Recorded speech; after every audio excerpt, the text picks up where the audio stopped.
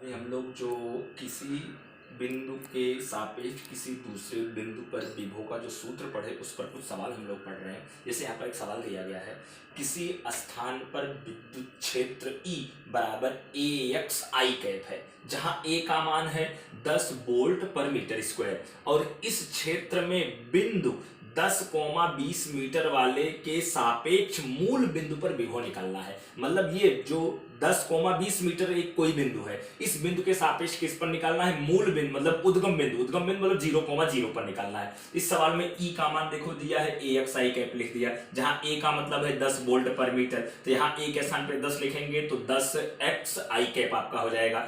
अब जो ये बिंदु दिया है 10,20 मीटर, तो उस बिंदु को पी मान लिया, तो बिंदु पी 10,20 के सापेक्ष मूल बिंदु ओ, जिसको 0,0 आप कह सकते हैं, पर विभव। तो हमको मूल बिंदु O पर विभव निकालना है, बिंदु P के सापेक्ष। जिस बिंदु पर विभव निकालना है वो आगे, माइनस जिसके सापेक्ष निकालना हो पीछे, तो VO माइनस VP।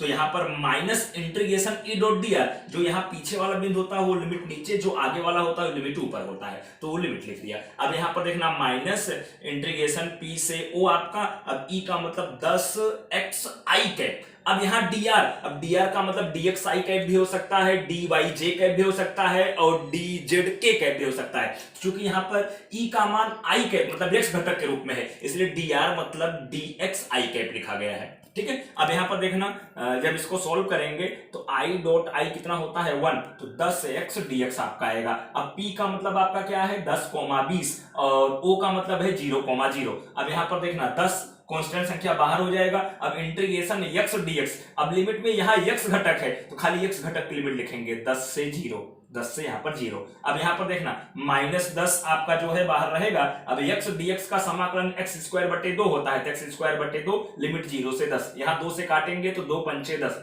यहाँ 5 बचेगा। अब यहाँ -5 x स्क्वायर 0 से 10, अब माइनस का 5 अपर लिमिट मतलब x के स्थान पे 0 का वर्ग माइनस लोअर लिमिट x के स्थान पे 10 का वर्ग। जब इसको सॉल्व करेंगे -5 का -5 ही रहेगा। अब यहाँ पर 0 का वर्ग 0 हो जाएगा, -10 का वर्ग आपका कितना हो जाएगा 100 हो जाएगा। तो -5 गुणे -100 बराबर आपका प्लस का 500 वोल्ट आएगा, जिसका मतलब 10,20 वाले बिंदु के सापेक्ष मूल बिंदु पर विभव का मान कितना होगा 500 वोल्ट होगा। ठीक उसी प्रकार से एक सवाल और दिया हूं, किसी स्थान पर विद्युत क्षेत्र E बराबर 5yj कैप है और बिंदु 2,4 मीटर के सापेक्ष मूल बिंदु पर विभव निकालना है। यहाँ E का मान 5yj कैप दिया है, 5yj कैप लिख दिया। अब बिंदु 2,4 के सापेक्ष मूल बिंदु पर निकालना है, तो बिंदु 2,4 को P मान लिया, तो बिंदु P के सापेक्ष मूल बिंदु O पर विभव, तो VO माइनस VP मूल बिंदु O पर निकालना है, इसलिए VO माइनस किसके सापेक्ष बिंदु P के सापेक्ष, तो माइनस इंटीग्रेशन P से आपका O, ये वाली लिमिट नीचे होगी, O वाली लिमिट ऊपर होगी, E डॉट dr।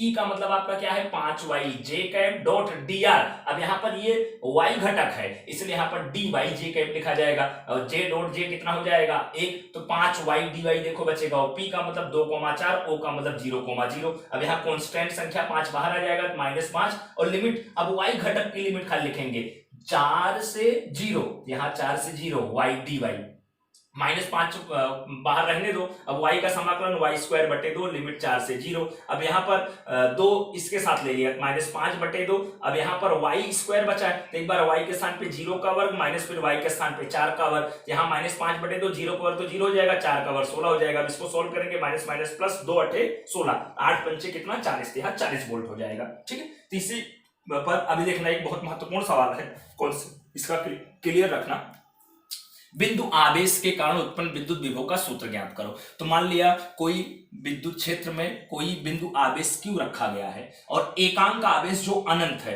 अनंत से विद्युत क्षेत्र के भीतर मान लिया बिंदु P पर लाया जा रहा है, तो वही माना एकांक आवेश Q0 बराबर 1 कूलाम को अनंत से विद्युत क्षेत्र के भीतर बिंदु P पर लाया जा रहा है।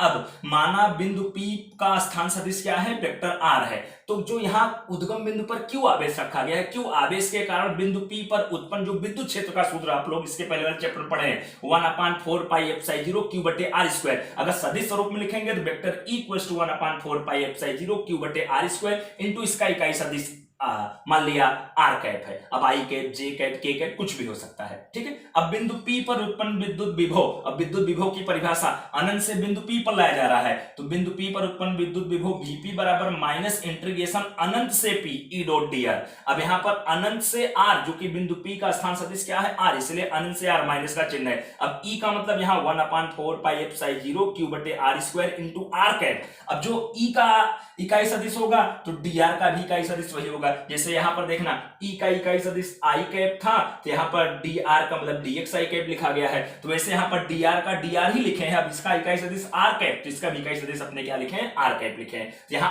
r cap dot r cap कितना हो जाएगा 1 हो जाएगा। अब देखना q बटे 4 पाई एप्सिलॉन 0 बाहर ले लिया कॉमन, और यहां पर 1 बटे आर स्क्वायर dr बचेगा। अब यहां पर देखना माइनस q अपान 4 पाई एप्सिलॉन 0 r स्क्वायर को ऊपर लिखेंगे तो r की घात माइनस 2 dr लिखा जाएगा। अब यहां माइनस क्यू बटे 4 पाई एप्सिलॉन 0। अब समाकलन, आपका जो समाकलन का सूत्र होता है यहां पर देखना ध्यान से, इंटीग्रेशन x की घात n dx बराबर x की घात n प्लस 1 बटे में n प्लस 1। इस सूत्र से यहां घात आपका -2 है, तो r की घात -2 प्लस 1 बटे -2 प्लस 1। अब यहां माइनस क्यू अपान 4 पाई एप्सिलॉन 0, जब इसको सॉल्व करेंगे तो r की घात -1 बटे -1, तो r की घात -1 को बटे में लिख सकते हैं, तो वही -1 बटे r आपका आएगा, लिमिट r से आपका अनंत। अब यहां पर देखना माइनस क्यू अपान 4 पाई एप्सिलॉन 0, एक बार r के स्थान पर r ही लिखेंगे तो -1 बटे r, फिर माइनस, अब r के स्थान पे अनंत लिखेंगे तो -1 बटे अनंत। तो यहां पर आपका माइनस क्यू अपान 4 पाई एप्सिलॉन 0 जैसे था वैसे के वैसे, -1 बटे r वैसे के वैसे, माइनस माइनस प्लस 1 बटे अनंत का मान 0 होता है। जब इसको अंदर गुणा करेंगे तो माइनस माइनस प्लस, तो Vp बराबर Q अपान 4 पाई एप्सिलॉन 0 r, या इसी को आप ऐसा लिख सकते हैं 1/4 पाई एप्सिलॉन 0 अलग इंटू Q बटे r, ये बिंदु P पर उत्पन्न विद्युत विभव, या 1/4 पाई एप्सिलॉन 0 का मतलब कूलाम नियतांक K होता है, तो बिंदु P पर उत्पन्न विद्युत विभव Vp बराबर KQ बटे r। ओके।